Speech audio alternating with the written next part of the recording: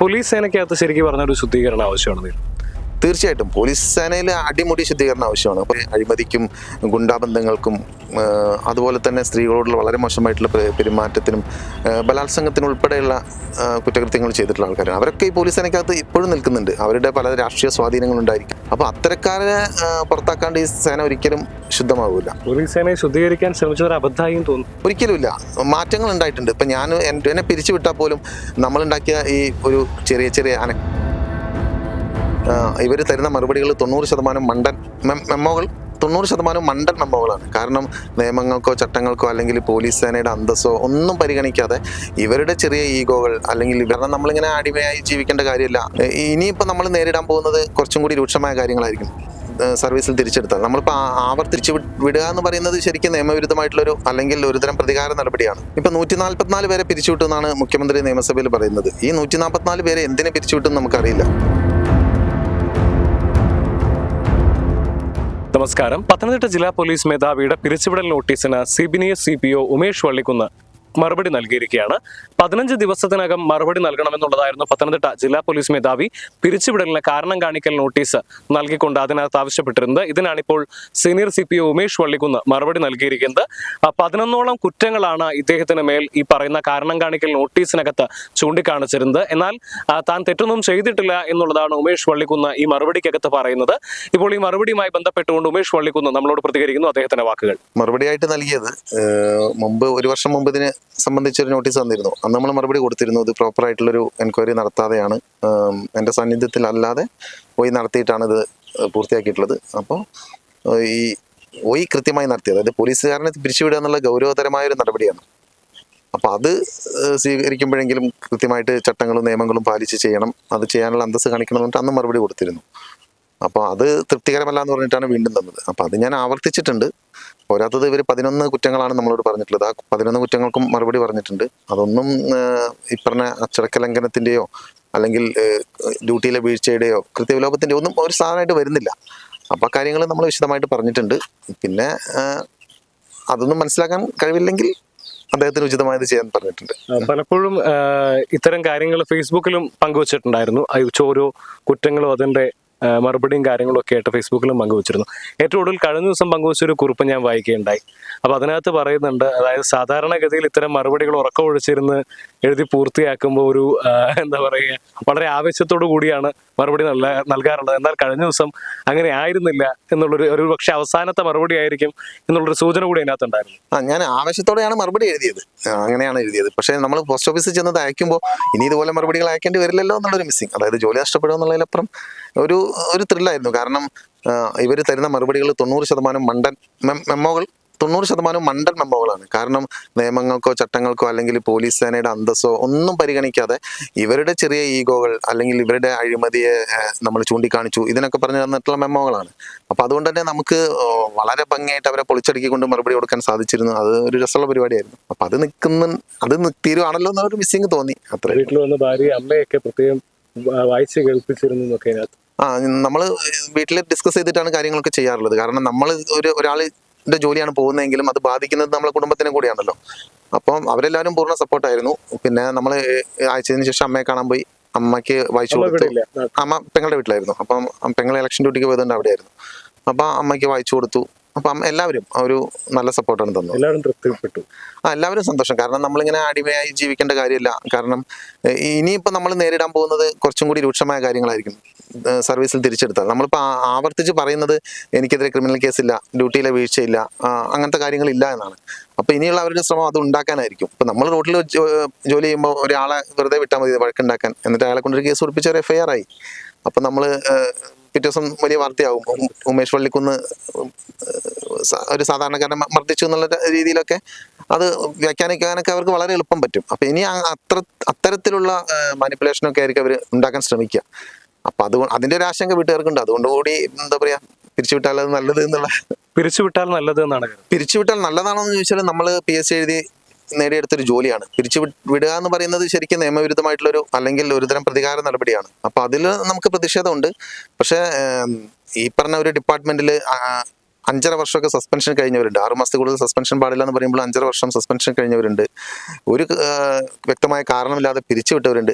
തിരിച്ചെടുക്കാൻ കോടതി ഉത്തരവ് ഉണ്ടായിട്ട് തിരിച്ചെടുക്കാതെ വെച്ചിരിക്കുന്ന ആൾക്കാരൊക്കെ ഉണ്ട്. അപ്പം അങ്ങനത്തെ ഒരു ഡിപ്പാർട്ട്മെന്റിൽ ഇപ്പോൾ SP ഒരു ഓർഡർ ഇട്ട് ഇയാളെ പിരിച്ചുവിട്ടു എന്ന് പറഞ്ഞാൽ അത് നടപ്പാവും. പക്ഷെ നമ്മളതിനെ ഫൈറ്റ് ചെയ്ത് കോടതി പോവും, തിരിച്ച് നമ്മൾ പോലീസിലേക്ക് തന്നെ വരും. പക്ഷേ ഈ പിരിച്ചുവിടൽ നമ്മളത് വിഷമിച്ചിരിക്കാനോ അതിൽ സങ്കടപ്പെടാനോ പോകുന്നില്ല. ഇപ്പം താങ്കൾക്കെതിരെ ഉന്നയിക്കപ്പെട്ടിരുന്ന പരാതികൾ വളരെ ഗൗരവമുള്ളതാണ്. അതിൽ തന്നെ ഏറ്റവും പ്രധാനപ്പെട്ടത് കഴിഞ്ഞ ദിവസം താങ്കൾ പറഞ്ഞിരുന്നു, എന്താണ് പ്രണയത്തെ അനാശാസ്യമായിട്ട് കണ്ടിട്ടാണ് അതിനകത്ത് വിശേഷിപ്പിച്ചിരിക്കുന്നത്. അപ്പൊ ഇത്തരം പരാതികൾ ഈ സേനയ്ക്കകത്തുള്ള, ഇപ്പം താങ്കൾ ഇത്തരത്തിൽ പ്രതികരിക്കുന്ന ഒരാളെ, എന്നാൽ ഇത് പുറത്തറിയാതെ പോകുന്ന ഇത്തരത്തിൽ നിരവധി പരാതികൾ ഉണ്ടാവില്ലേ, ഇത്തരത്തിൽ പിടിപിടിപ്പെടുന്ന ഉദ്യോഗസ്ഥരുണ്ടാവില്ലേ? ഇപ്പൊ 144 പേരെ പിരിച്ചുവിട്ടു എന്നാണ് മുഖ്യമന്ത്രി നിയമസഭയിൽ പറയുന്നത്. ഈ 144 പേരെ എന്തിനെ പിരിച്ചുവിട്ടെന്ന് നമുക്കറിയില്ല. അതിലിപ്പോ എനിക്കറിയാവുന്ന ഒരാൾ അനസാണ്. അനസിനെ ഇല്ലാത്ത രേഖകൾ ചോർത്തി കൊടുത്തു എന്ന് പറഞ്ഞിട്ടൊരു വ്യാജ റിപ്പോർട്ട് ഉണ്ടാക്കിയിട്ടാണ് അനസിനെ പിരിച്ചുവിട്ടത്. അത് ശരിയല്ല എന്ന് കോടതി ട്രിബ്യൂണൽ തിരിച്ചെടുക്കാൻ പറഞ്ഞിട്ട് തിരിച്ചെടുത്തിട്ടില്ല. അതുപോലെ അങ്ങനെ നിസ്സാര കാര്യങ്ങൾക്ക് പിരിച്ചുവിട്ട പലരെയും നമുക്കറിയാം. പിന്നെ ഈ 144 പേര്, സത്യം പറഞ്ഞ 140 പേരെ നമുക്കറിയില്ല, അവരെന്തിനാണ് പിരിച്ചുവിട്ടതെന്ന് അറിയില്ല. അപ്പൊ ഇവരൊക്കെ നമ്മുടെ കാണാമറയത്ത് നിൽക്കുകയാണ്. അവരുടെ ശബ്ദം വന്നാൽ അതിൽ പകുതി പേരെങ്കിലും പിരിച്ചുവിടേണ്ടവരായിരിക്കില്ല എന്നായിരിക്കും എന്നാണ് ഞാൻ കരുതുന്നത്. അപ്പൊ ഇത്തരത്തിൽ ഈ പോലീസ് സേനയ്ക്കകത്ത് ശരിക്കും പറഞ്ഞ ഒരു ശുദ്ധീകരണം ആവശ്യമാണ്. തീർച്ചയായിട്ടും പോലീസ് സേനയിൽ അടിമുടി ശുദ്ധീകരണം ആവശ്യമാണ്. അപ്പൊ താഴെ റാങ്ക് മുതൽ മുകളിലുള്ള റാങ്ക് വരെയുള്ള ഒരു അഴിമതിക്കും ഗുണ്ടാബന്ധങ്ങൾക്കും അതുപോലെ തന്നെ സ്ത്രീകളോടുള്ള വളരെ മോശമായിട്ടുള്ള പെരുമാറ്റത്തിനും ബലാത്സംഗത്തിനും ഉൾപ്പെടെയുള്ള കുറ്റകൃത്യങ്ങൾ ചെയ്തിട്ടുള്ള ആൾക്കാരാണ്. അവരൊക്കെ ഈ പോലീസ് സേനയ്ക്കകത്ത് ഇപ്പോഴും നിൽക്കുന്നുണ്ട്. അവരുടെ പല രാഷ്ട്രീയ സ്വാധീനങ്ങൾ ഉണ്ടായിരിക്കാം, അല്ലെങ്കിൽ അവർക്ക് സാമ്പത്തികമായിട്ട് കൈക്കൂലി കൊടുത്തിട്ടോ എങ്ങനെയോ എന്തെല്ലാമോ സ്വാധീനങ്ങൾ കൊണ്ട് അവരൊക്കെ ഇപ്പൊ ഇതിനകത്തുണ്ട്. അപ്പൊ അത്തരക്കാരെ പുറത്താക്കാണ്ട് ഈ സേന ഒരിക്കലും ശുദ്ധമാവില്ല.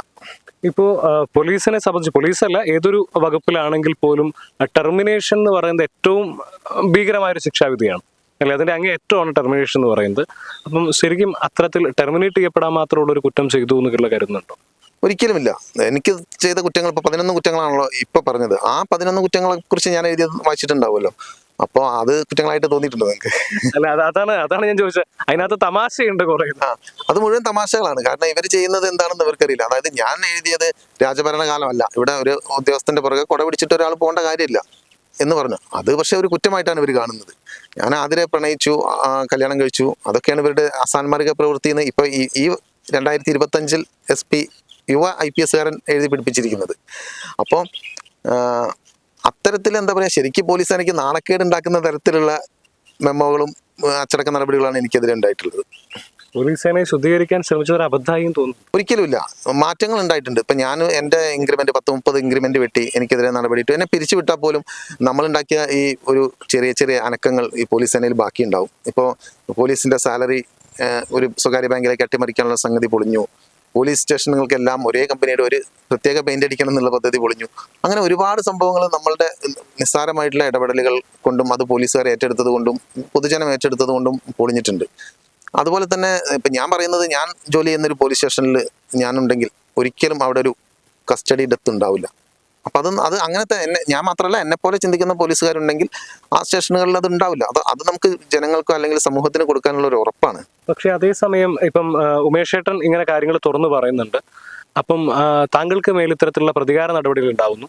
അപ്പൊ ഇത് നാളെ ഒരു പക്ഷേ ഇതേ രീതിയിൽ കാര്യങ്ങൾ പുറത്തു പറയണമെന്ന് ചിന്തിക്കുന്ന പോലീസുകാരെ കൂടി ഒരു പിന്നോക്കം വലിക്കുന്ന രീതിയിലുള്ള പ്രവൃത്തിയായി പോകില്ലേ? തീർച്ചയായിട്ടും. ഇപ്പൊ അവരെന്നെ പിരിച്ചുവിടുന്നത് മാതൃകാപരമായിട്ട് ഇനി പോലീസുകാർ ഇങ്ങനെ ശബ്ദം ഉണ്ടാക്കരുത്, ഉണ്ടാക്കിയാൽ ഉമേഷ് വള്ളിക്കുന്നിന്റെ അനുഭവമായിരിക്കുമെന്ന് കൃത്യമായൊരു സന്ദേശം നൽകാനായിരിക്കും സർക്കാർ ഇതിലൂടെ ശ്രമിക്കുന്നത്.